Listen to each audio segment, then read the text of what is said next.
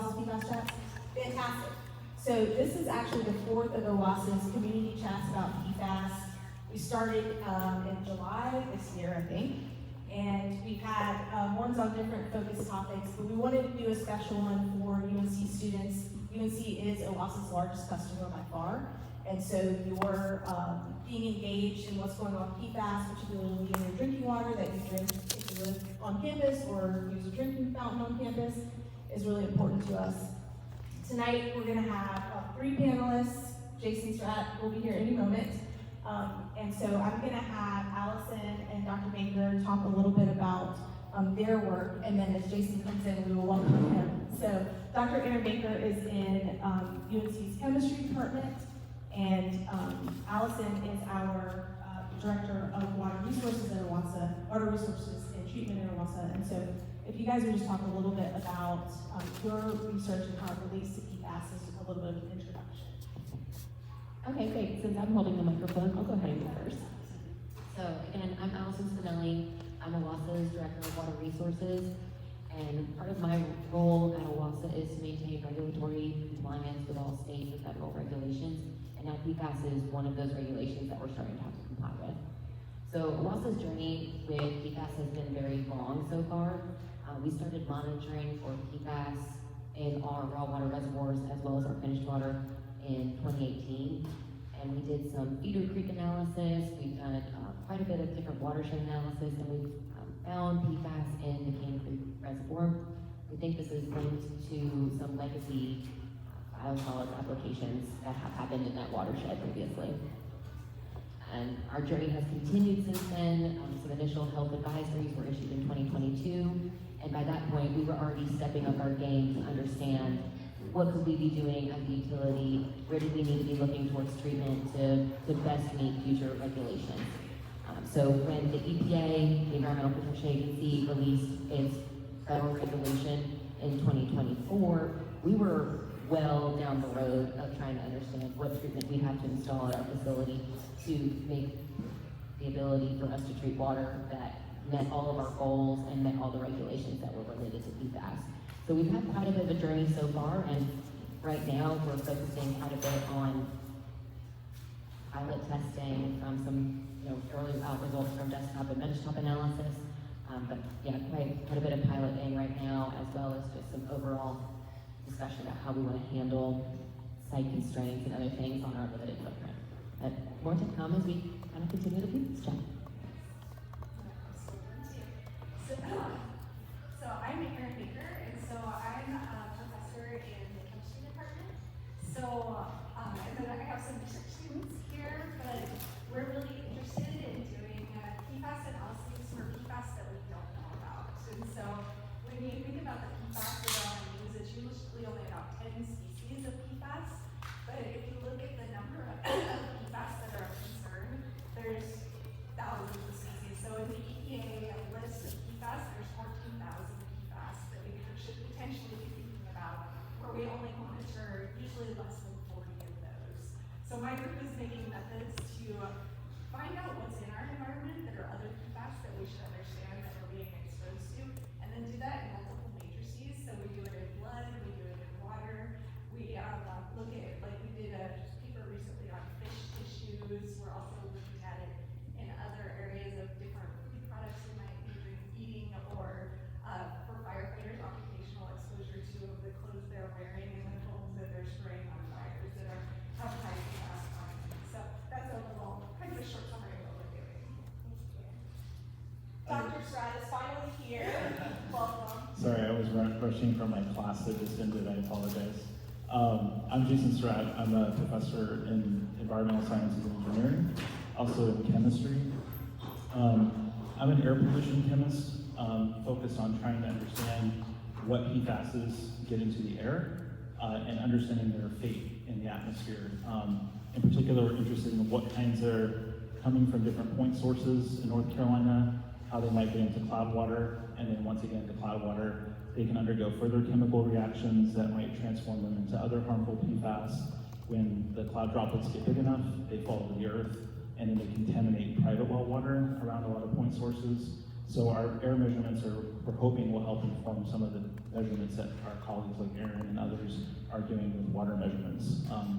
So we are currently driving a van right now around the Kenmore's facility in Corpus Christi, Texas. It's our pilot deployment. We will be driving our van around Kenmore's in Fayetteville all the month of January and part of February. So we're kind of doing a test run right now. And the exciting thing is we're actually, I shouldn't say exciting, but we're actually seeing PFAS right now in the air near Corpus Christi. So we're hopeful when we go near the plant in Fayetteville in January, we'll have some good idea of what kind of PFASs are there. And hopefully that can better connect to some of the environmental measurements that folks like Erin are making with tissues and water. So that's a little bit about me. Happy to answer any questions.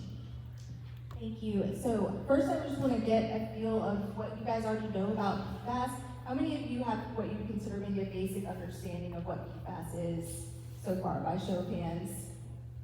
Okay, so many of you. And then how many people have dug into the issues with PFAS in the environment, and thought about that or read about that, by show of hands? Okay, that just gives us a feel for like what depth to go into and what sort of background we can provide. So thank you for that. So thanks for all introducing your work. And then, so I'm going to start with you. So even though you just spoke, so Dr. Surratt, in August this year, your team published a study about testing PFAS in real time directly from the air. Can you talk a little bit about why you're doing that research that you just spoke about and what you've learned so far, what you're hoping to learn? Sure, that's a great question. So we're trying to shift to developing methods that we can actually detect these compounds in real time without having to collect them onto like air filters or things that you might typically use in your home for your HVAC. They require sample processing, and so we're concerned about missing important time information about emissions and how they look from different kinds of activities. So in that paper, and another paper we're currently trying to submit now, we use this real-time measurement to measure PFASs that are coming from floor waxing activities in the university building. So floor waxers, they do this, you can realize this, but they do this quite often in their job, like 8 hours a day. They're stripping old wax, applying new wax in university buildings, and we were curious to see like how it will look in our lab when they come in. And so we unfortunately did see a lot of airborne PFASs from those activities that were pretty high level, I would say. And so we're kind of testing those new methods we're developing in occupational settings first, just because we don't have to like put it on a van yet and drive it around different point sources like Kenmore's and Fayetteville. But now that we've done all this testing, we feel more confident that we understand like how our measurement works, how low we can measure, and so we're feeling more confident that when we go near a plant like Kenmore's, we can hopefully measure something in the atmosphere that will tell us about their activities and what they're doing to the air. So. Thank you. This is a good point to ask if anyone has questions about the research that Dr. Surratt just described, or about any of the introductions that our panelists did, specific questions about those things.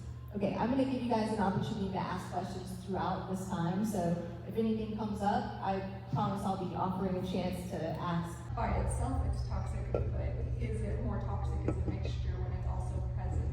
And that's one thing that a lot of animal studies aren't doing, and it's really hard to convince them to do.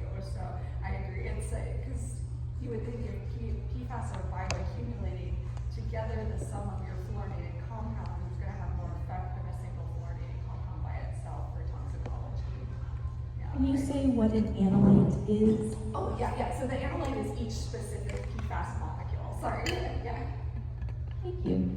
Does anybody have any other questions? I just wanted to add that was really well explained. I think the other challenge we have is we just don't have access to a lot of the authentic compounds that are being produced either. So as Erin nicely said, a lot of times as analytical chemists, we're having to use our instrumentation to like puzzle it together and figure out what it might actually be. But the challenge is actually getting some of those compounds that are being produced.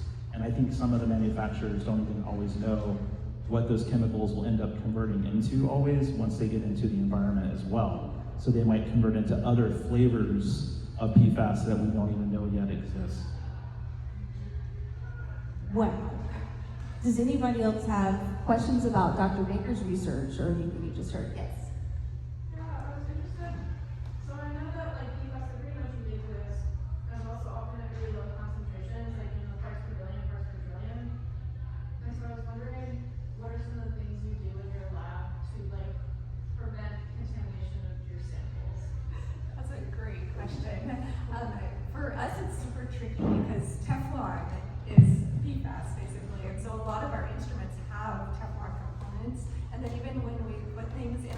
sampling vials, the lids on our sampling vials can have Teflon, so we have to be really careful about what lids to use.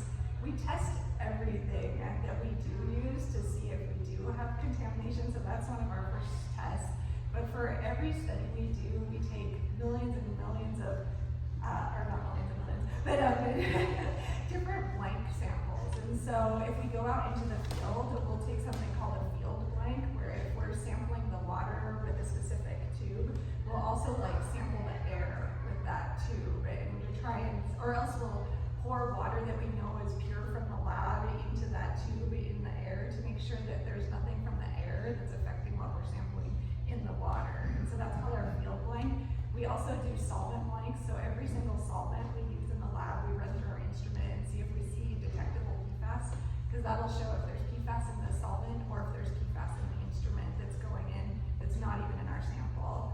And then if we do see detectable PFAS levels, we have to say that we consider that as the baseline level where it's not in our sample, and we have to go a certain number of standard deviations above that level to even claim that it's in our sample. So it does get very, very tricky for that, but yeah, we try to just cover our bases with using a lot of the correct blanks for every different situation to account for the instruments, the prep equipment, the outside atmosphere, that kind of stuff.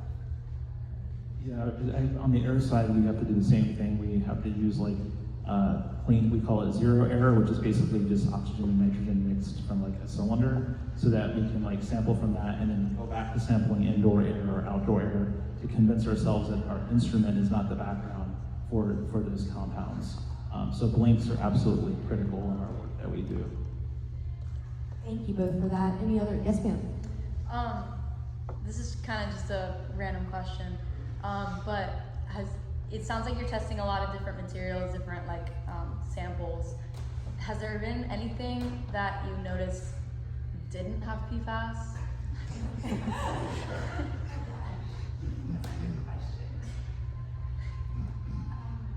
We are finding it in a lot of things.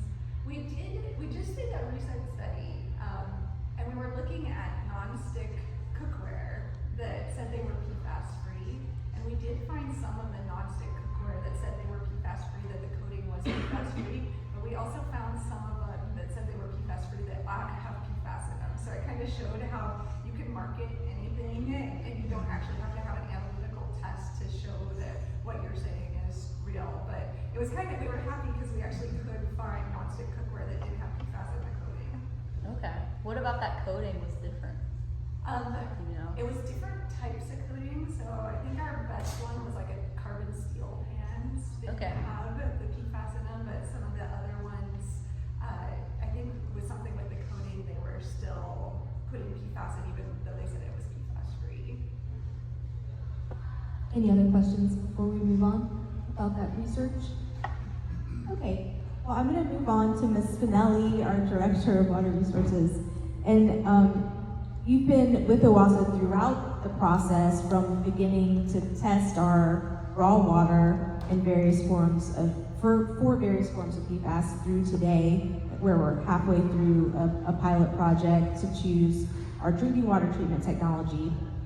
Most of that time we were managing capital improvement projects for OWASA, and we're integral in working with consultants to prepare operations for new PFAS regulations. Can you talk a little bit about OWASA's path to design and implementation of a new treatment technology to remove PFAS?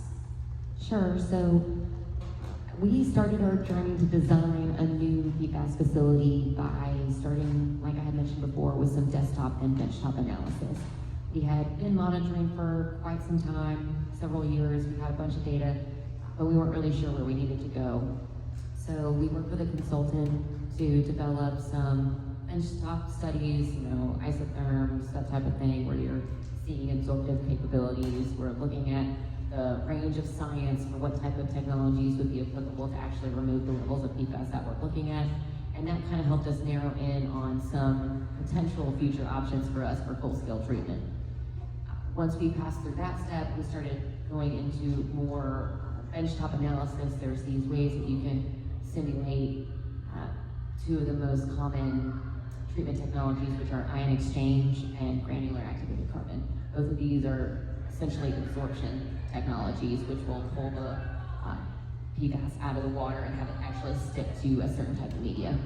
So we ran those through rapid small-scale column tests, which are quick studies that you can do on a bench scale. Both of those different technologies, both ion exchange and activated carbon, were found to be pretty successful. So we moved then into a pilot phase study.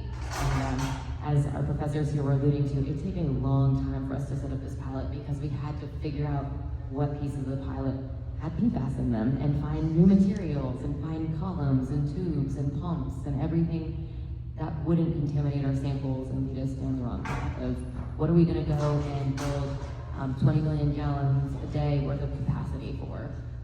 So we wanted to make sure that we spent a lot of time on the upfront getting information about what types of technologies would work. And as Katie mentioned, we are in the process of doing our pilot study now. We're about halfway through or so. It'll probably run for at least another 6 months. And that's really important. We want to have a long pilot process because we want to be able to see all of the different water quality challenges that our full-scale treatment facility might actually encounter. We want to see cold weather, we want to see warm weather, we want to see lake turnover, we want to see competing organics, we want to see taste and odor events. Whatever have you, we want to make sure we've stress tested our pilot so that we get the best understanding of what technologies are going to work. 6 months in, it seems like most everything is working, so we're just starting to look at some other factors for performance and operability of those technologies for actual implementation at the facility. We're also looking long-term for the design of these facilities. Like I mentioned, we want to do for our full treatment facility and our Jones Ferry water treatment plant, which is just down the road in Scarborough, is a 20 million gallon per day facility. So we'll be designing for that full treatment capacity with whatever we choose to add, whether that's granular activated carbon or ion exchange.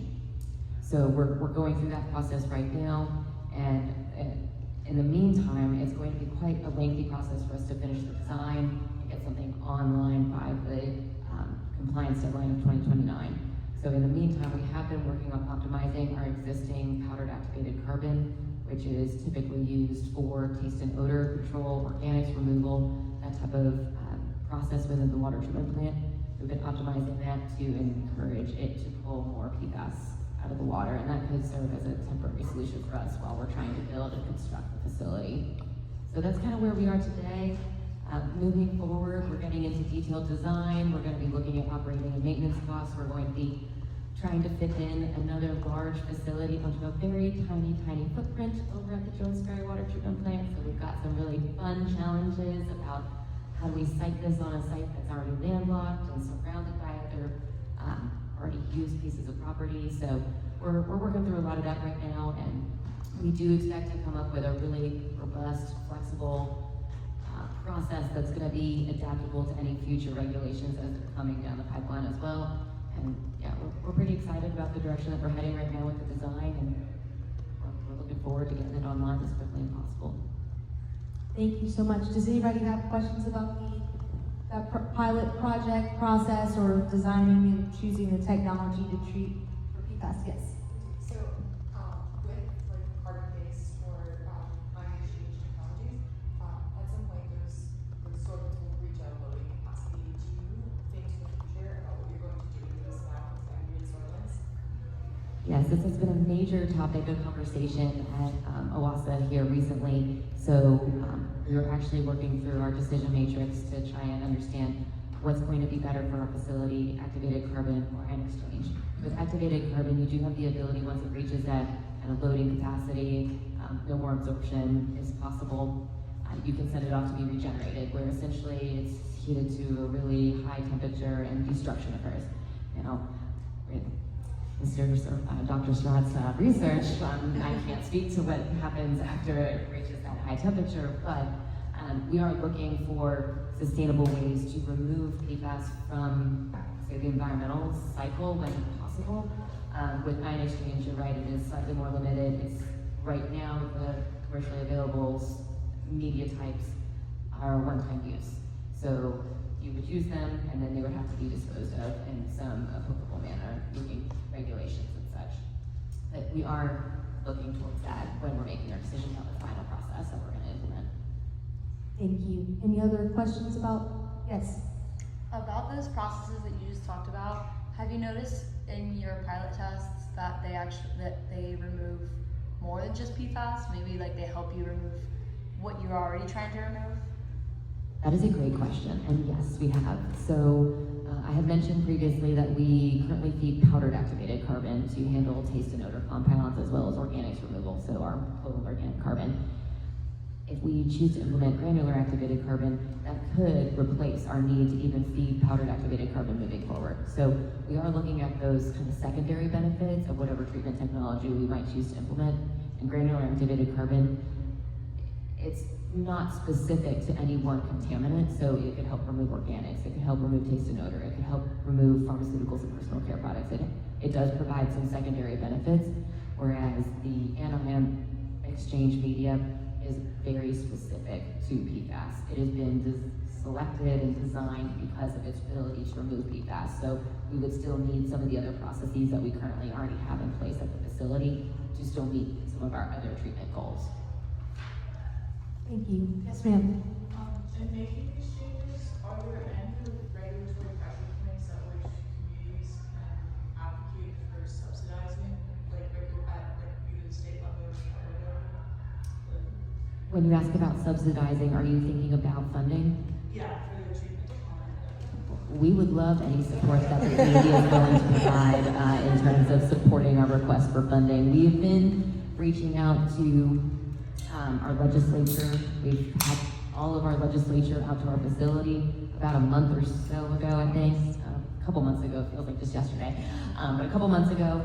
And that was in an effort to try and have folks understand that this is such a big undertaking for us to meet these regulations at these levels at our facility within this timeline. So we've done that. We've also put in 2 SRF grants, and we've received at least one of them so far. We're still waiting to hear about another one. But in the grand scheme of things, those grants are a fraction of the total cost that we're looking at having to spend. But write your senator, write whoever you can. We would love to have more support for gaining interest in funding. If you live in an adjacent community, let us know who you're talking to if you're talking to a water provider. We've been working with some of the regional water utilities to try and come up with coalitions that can be going and asking for additional funding support. We're trying to shake all those trees because it is a heavy burden and it's a lot of money to put in this type of advanced treatment for the type of facility that we have and the water quality that we're making sure is going out to the community. So I appreciate your concern about that. And would love to brainstorm if you have other ideas.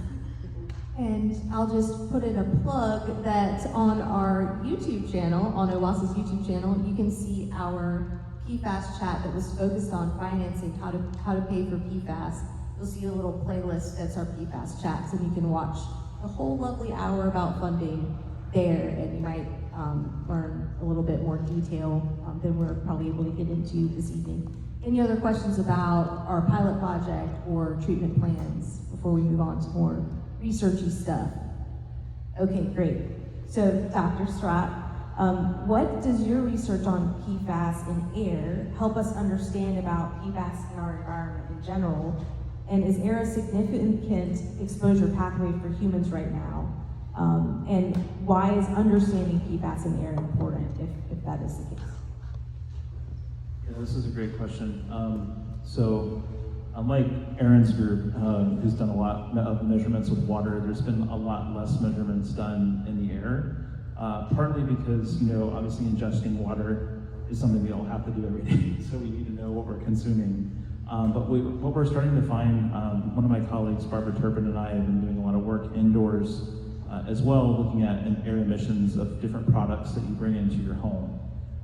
And so from some of the exposure assessments that we've started to do in areas that are not affected by drinking water that's contaminated with PFAS, we're finding that inhalation exposure is more important. So, so as you clean out the water, then it raises the question about what is your inhalation exposure. The scary thing right now for us is, since there's a lack of measurements, especially in the United States, for how much PFAS are in the air, there has been no push yet for regulations of how much PFAS are allowed to be in the air. And it's tricky because with the air, especially outdoor air, you have to worry about the meteorology and how the winds in the atmosphere can move pollutants around. And since PFAS are not very reactive species, they can tend to travel very, very long distances in the air. So a lot of the PFAS emissions are coming from industrialized regions of the world, like the United States, Europe, and Asia. And at the mid-latitudes where these locations are, the winds eventually will transport these chemicals to the polar regions. And there we're finding that a lot of these PFASs in these colder environments are now settling to the surface there, accumulating in the snowpack. And so if you start to measure snowpack concentrations of these different PFASs, you can see kind of a historical profile with the depth of the snow and how much PFAS has accumulated at the polar regions. So certainly air is important. I think the big open question is, what is in the air? If they get into the air, can they react either in the air itself or in, let's say, cloud water?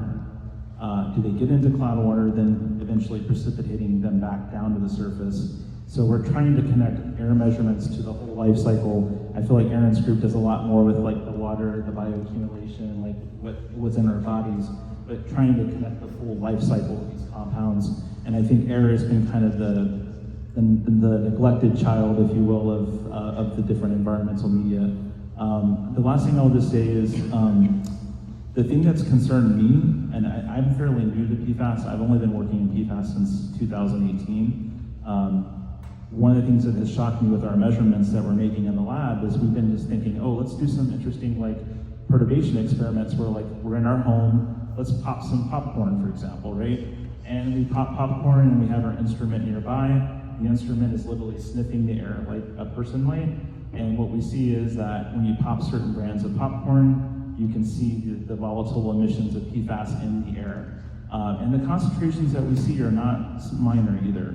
And then we've also tested different products like jackets, like rain jackets. And we just published a study with Barb Turpin's lab showing when we use our instrument that's like a person sniffing the air, we can see with older jackets that we see a lot more of these PFASs off-gassing from the jackets, where the newer jackets that are like PFAS-free, we don't actually see very much PFAS, at least the ones that we can measure in the air. So there's a lot of questions about what you bring into your home is also off-gassing in your home and being moved around within your residential area as well. So I can't stress enough, I think this is a lacking area of research in terms of helping to get to a point where we can start to have regulations. And last thing I'll say about this, kind of going back to what Erin said earlier, there really hasn't been a lot of inhalation toxicology work because people just haven't thought it's a priority yet. But I think in areas where drinking water is not a concern, but consumer products in your home is a concern, and the air is a concern, we really need to start doing some toxicology work with inhalation exposure. Thank you, and I know that I would love to talk more about this sniffing instrument you were talking about. That sounds like a really cool thing to see. It's probably less glamorous than I'm picturing in my mind right now. It's not actually made to look like a nose, but it's probably pretty cool.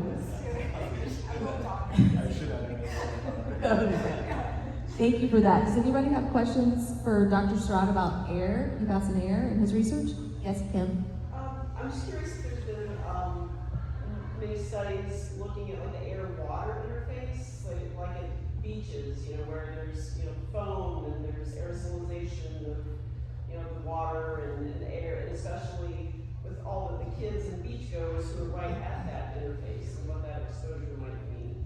Yeah, that's a great question. Some of our colleagues in our field have looked at aerosolization of PFAS. We have colleagues at the University of North Carolina, Wilmington have done some studies looking at this.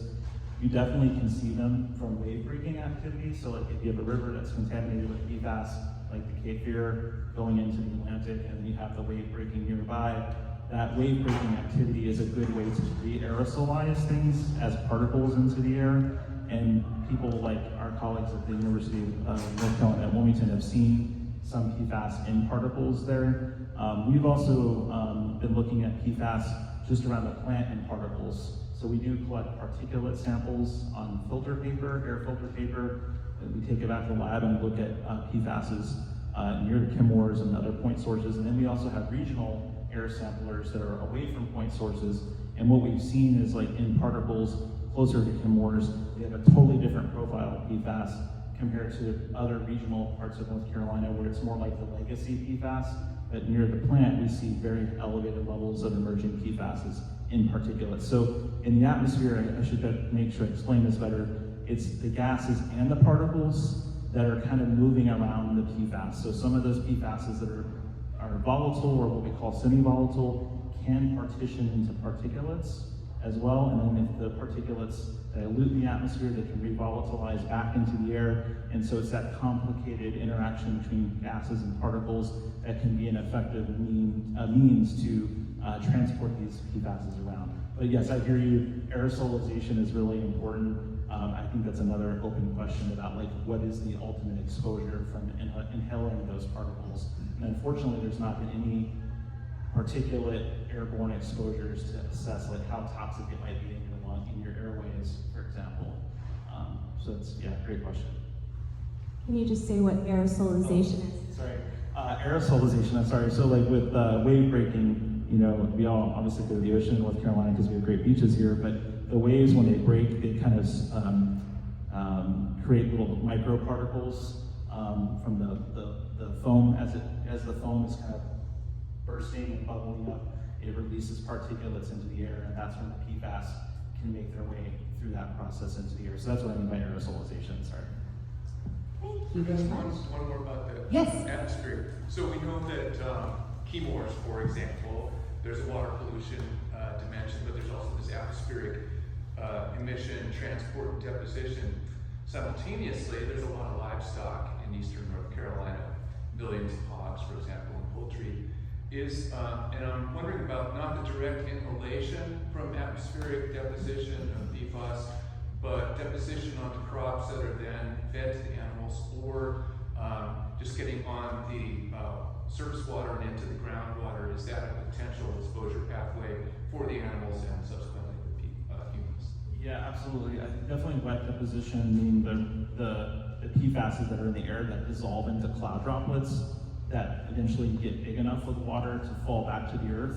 That rainwater that's contaminated now with PFAS will infiltrate groundwater and definitely contaminate private wells that are not connected to, municipal water like OWASA.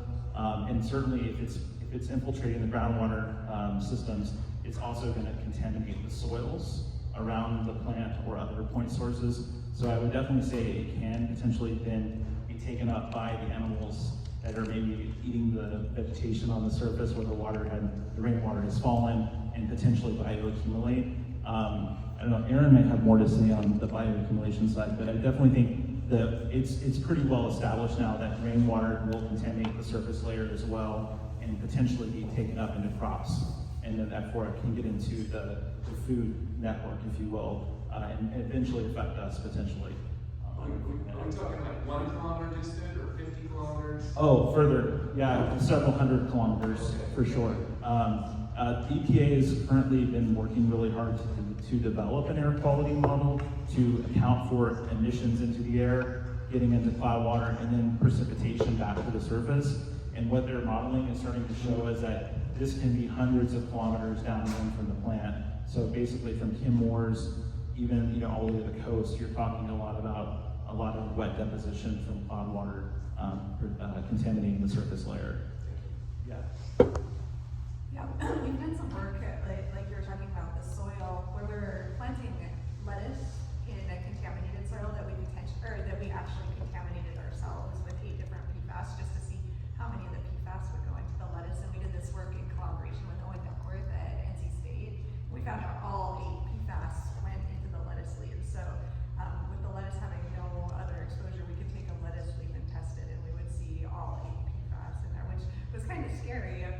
Like if somebody has a contaminated, or lives in a contaminated area and has a garden and they think they're being really healthy by growing their own vegetables, either you're getting contaminated or, like you said, the animals could have food stock that's contaminated by the rain putting the PFAS in the water, even if it's not just getting directly into the plants. Another one that's kind of interesting in North Carolina is our pine trees. If you guys look at the needles on the pine trees, if you scratch out the outer edge or it's waxy, and the waxy part of the needles actually captures different pollutants and we were able to go to different sites and see different PFAS from different pine sources, from just by looking at the pine needles of the trees and the areas. So I think Jason's gonna see a lot of airborne PFAS, because when we went down to Chemours, we were able to see, I think, 30 different types of PFAS in the pine trees around the Chemours facility. So it's kind of a way of like capturing different types of PFAS that way too. Thank you so much. I'm going to move on in the interest of time, just to make sure we get through these last two questions I have and have plenty of time for your questions. So this one's for Dr. Baker. So you've talked about your research team looking at how to detect PFAS in the environment, but as more of these PFAS come onto the market, because producers or manufacturers are not allowed to use certain other ones, what challenges do you expect you have ahead in research and just in being concerned about what PFAS are in the environment as these new compounds come onto the market, and as more PFAS are regulated? I think it's interesting based on results we just recently got. So there was a paper that came out about a year and a half ago that said that the PFAS levels in blood are dropping. But all they did is they looked at the common, I think it was 10 or 12 PFAS that everybody looks at, PFAS, PFOA, those ones.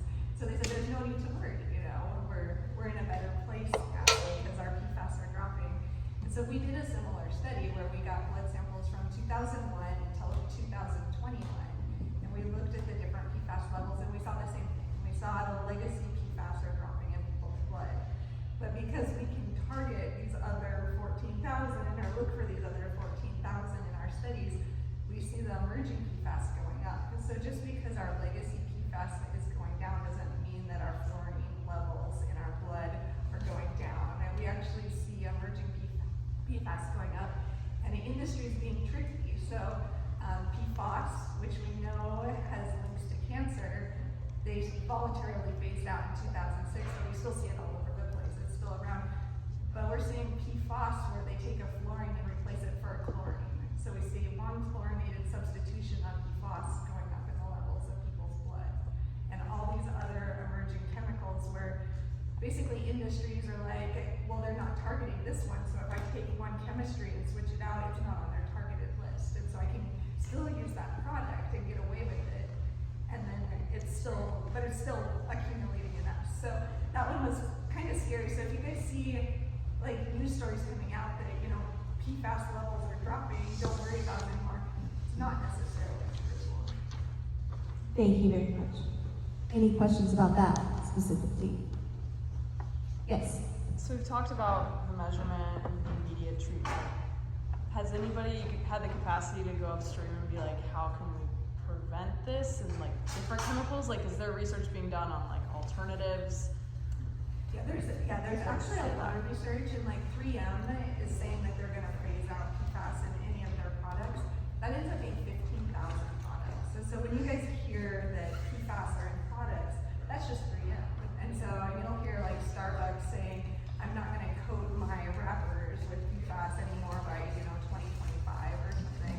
But all these companies are either saying that it's not necessary to do it, or we need other alternatives. And so like for rainproofing, they're looking at like different waxes that are PFAS free, kind of like Jason said. And but like there's certain products too where they haven't found good alternatives. So for firefighting gear, they're trying to find things that work as well as PFAS for heat resistance.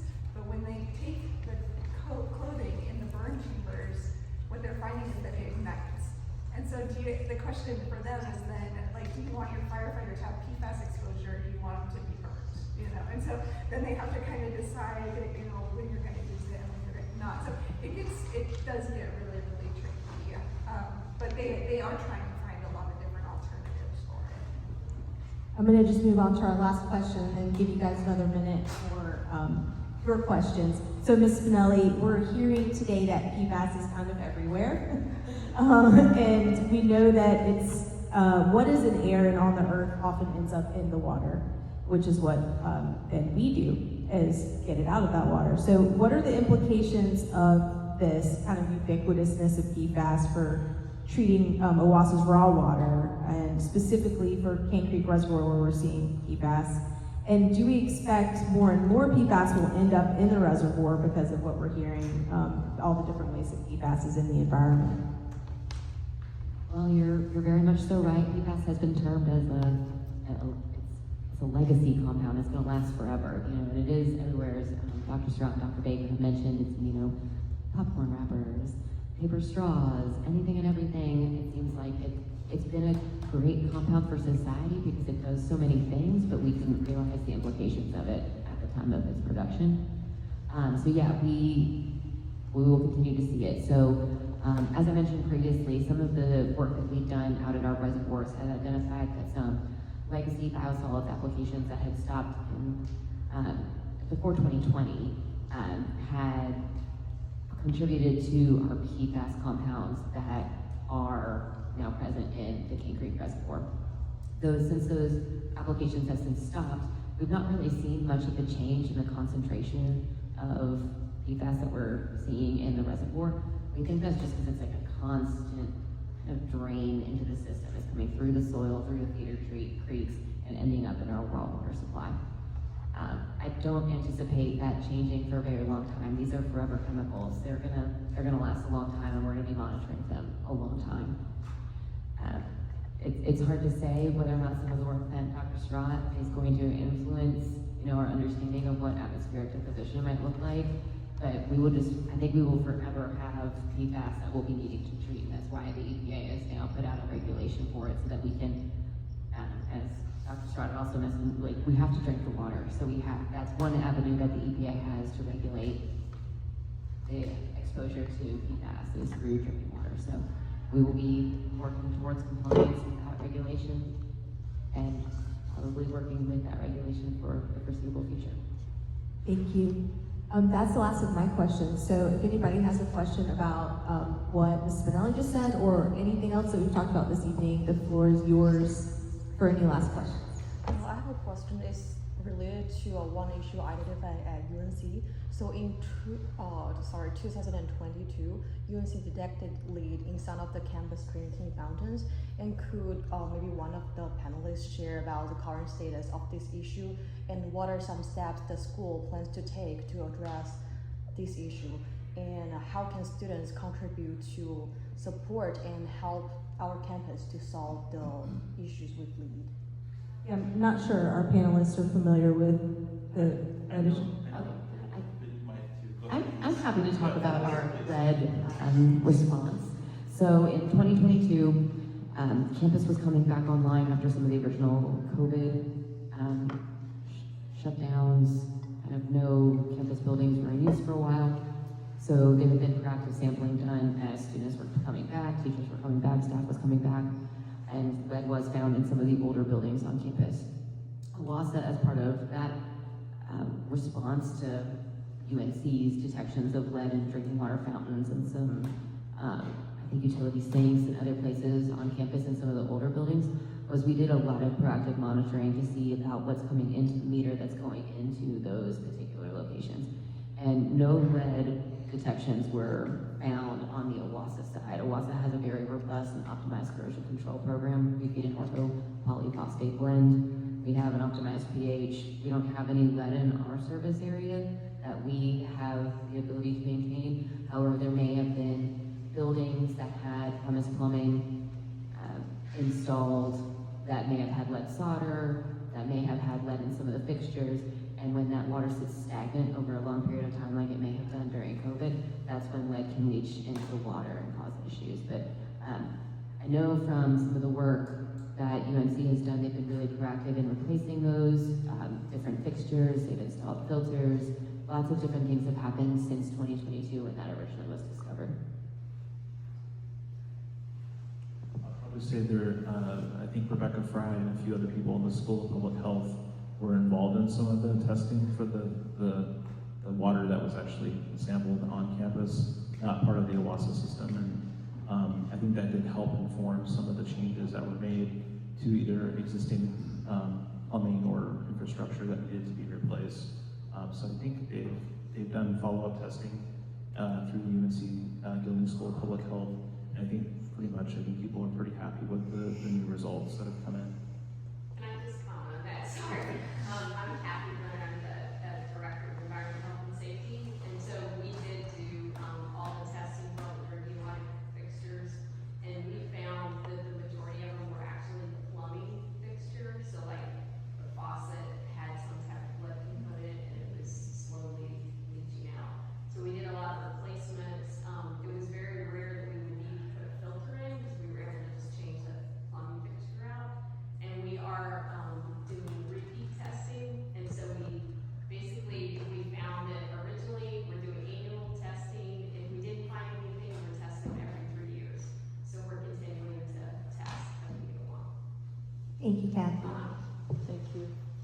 Thank you for the question. Yes.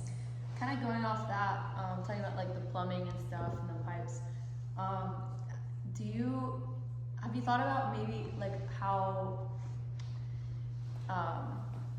the plumbing that OWASA uses to maintain, like do its job?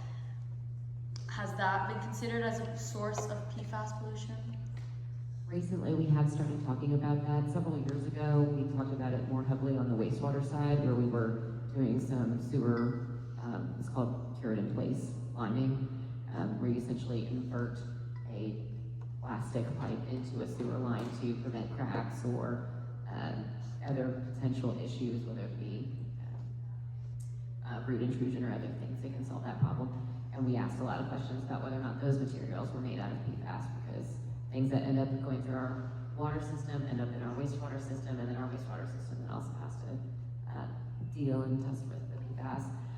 We've talked about, I think we were talking about Teflon with nonstick pipes. So Teflon is something that is in tubing, that's in a lot of pipe gaskets, it's in a lot of materials, and we're working proactively with vendors to understand what things have been put in place or what things that we've looked at maybe using in the future and now have PFAS or things that we just need to think about slightly differently. So it's on our radar for sure.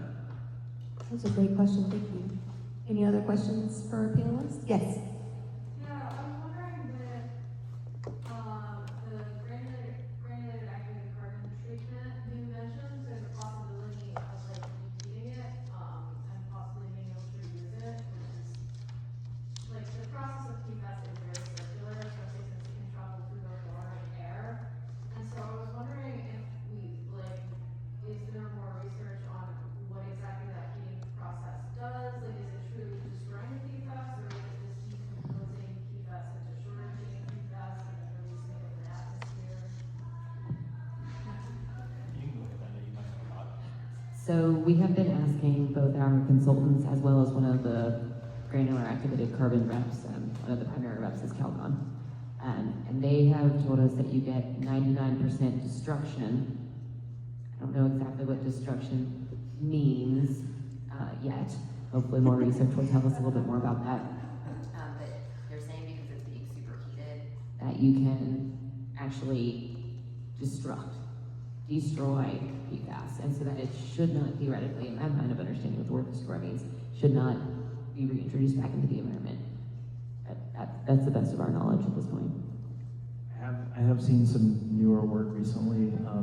Actually, one of my former students is now a tenured professor in California, just did a study where they combusted this type of material to see what would off-gas, and you actually see a lot of HF, which is a very strong, nasty, poisonous gas, and it's acid.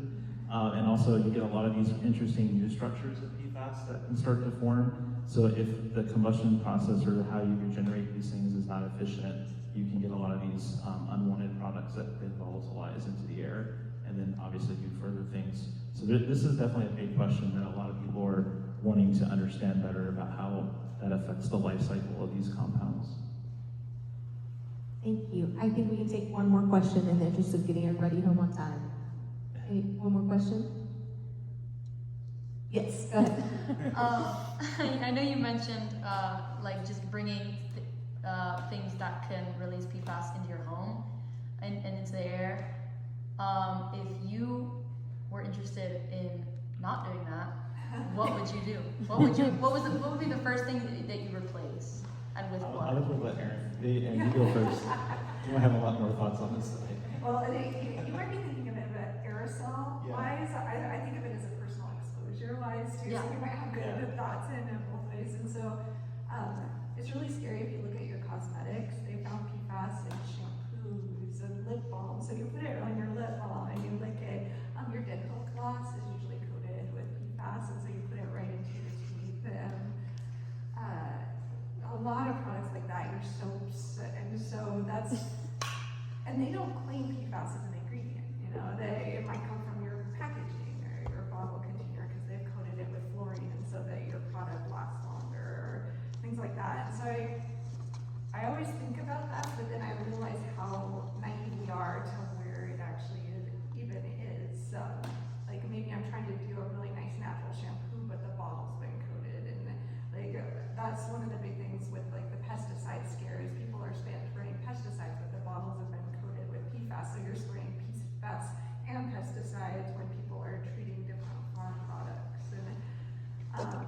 I guess for women it's really scary too because they found it in tampons. I mean, so like direct insertion of PFAS, they've found at lower levels on toilet paper. So I don't know. I always try to think of how I can not get that kind of stuff, and I go for more natural stuff and things with less, flavorings or scents or things like that. But we still might be getting exposure. Yeah, this is something that I've thought about too. Like, I mean, just as a consumer, like, I wanted, when my partner and I bought a couch like 6 years ago, we're like talking to these people at these furniture places. Can we get a couch that doesn't have scotch guard or PFAS? And they look at us like, what are you talking about? Like, you just don't know a lot of times what is in these products, as Erin said. And so that's the hardest part for any consumer to navigate, not just a scientist. The other thing that makes me a little nervous too is when you bring these products into your home, kind of similar to the tree wax example that she was talking about, there's a lot of like just organic grime in your home, like just from us being humans and secreting stuff all over our house, or animals. Like, there's just a lot of organic films in your home, like on the walls, everywhere else. So when you bring these products into your home and they're off-gassing these chemicals, they get into the air, but then they'll go onto an organic surface in your home, and then therefore it can provide a different exposure, not just an inhalation exposure. You might then lay on that organic grime, and then it has PFAS in it, and it normally absorbs into your skin. So that's just the hard part. Like, what do you do as a consumer? And I don't think anyone has a good answer to this. So hopefully that made you feel better. Yeah, the other one, just for another scary one, is that since we know that there's PFAS in pine needles, and we know that climate's changing and we're having more wildfires, we know that the wildfires are burning up pine needles and aerosolizing them more to go into Jason's research. So we know that this contamination cycle is really continuing. So as you go home for Thanksgiving, just enjoy your Thanksgiving dinner. Can everybody join me in thanking our panelists for their time this evening?